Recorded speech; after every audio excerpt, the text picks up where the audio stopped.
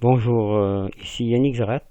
Donc nous sommes le 6 mai. Les périodes de renouvellement d'abonnement vont commencer à débuter pour les premiers d'entre nous qui ont commencé l'opération Double Way début mars. Donc je vais vous faire un petit tuto pour vous montrer où on peut observer quand nos partenaires doivent renouveler leurs abonnements. Donc je vais me connecter à mon back-office. Donc je suis sur mon tableau de bord.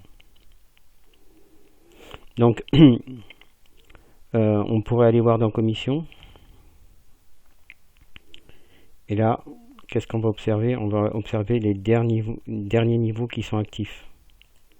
Vous voyez, 5, 5, 5, 3, 5, 4, 5. Ce sont les derniers niveaux qui sont actifs. Donc ça ne peut pas nous donner l'indication si les premiers renouvellements de premier et deuxième niveau sont à faire. Donc pour observer, il faut aller dans statistiques ici.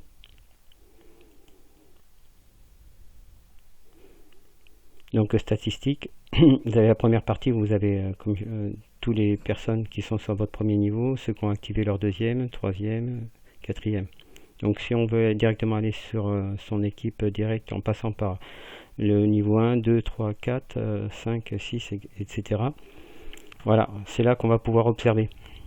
Donc je vais cliquer sur le plus. Là on voit mes deux premiers partenaires qui sont sur mon premier niveau.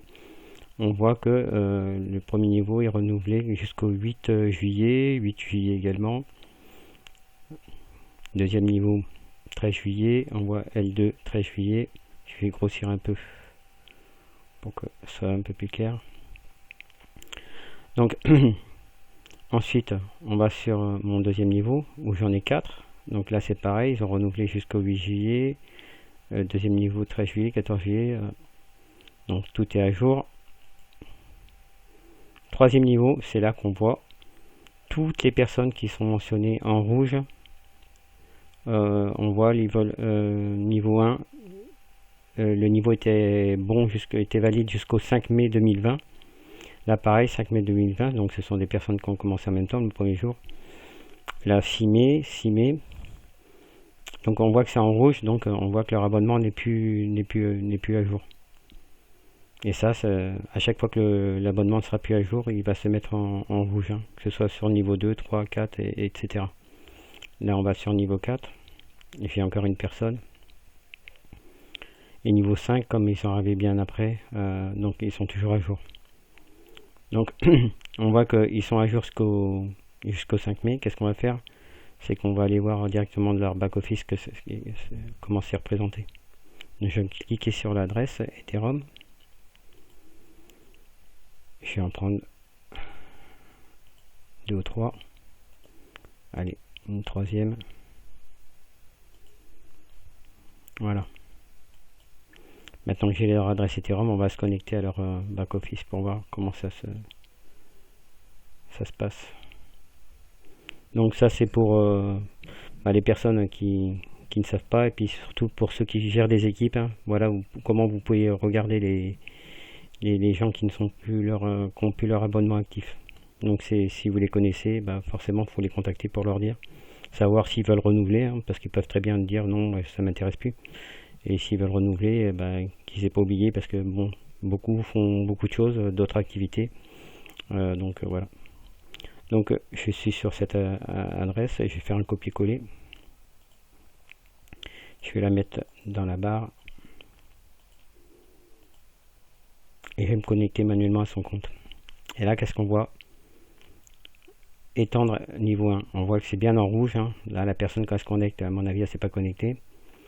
On voit bien en rouge que son niveau 1 n'est plus à jour, expiré il y a un jour. Voyez. Et on voit que les niveaux 2, 3, 4, ils sont toujours actifs. Donc à ce niveau-là, il n'y a pas de problème. Niveau 2, dans 3 jours, il sera plus actif. Donc il faudra qu'il le refasse s'il veut continuer. Enfin, continuer à percevoir des commissions sur ce niveau-là. Donc on voit comment c'est... Voilà. Donc je vais me déconnecter à ce compte. Je vais aller sur Pseudon. Je vais faire un copier.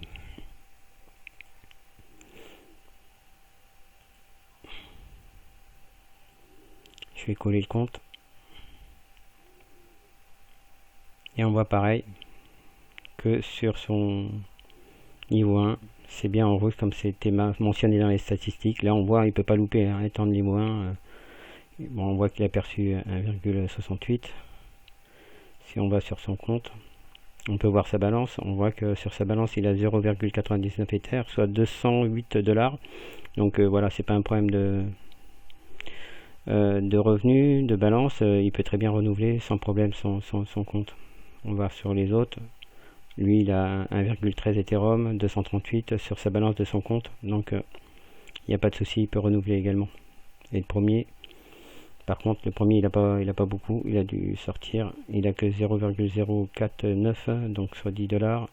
Donc à ce niveau-là, sur son Etherscan, enfin sur son wallet, il n'a pas suffisamment. Voilà. Donc le deuxième, c'est pareil. Donc je vais me déconnecter et on va voir que pour le troisième, ce sera exactement la même chose. Je vais faire une copie de son adresse Ethereum. Je viens la copier.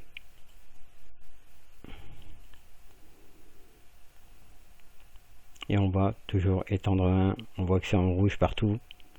Ça clignote. Bon, il a 1,13, donc il peut facilement renouveler, il n'y a aucun souci.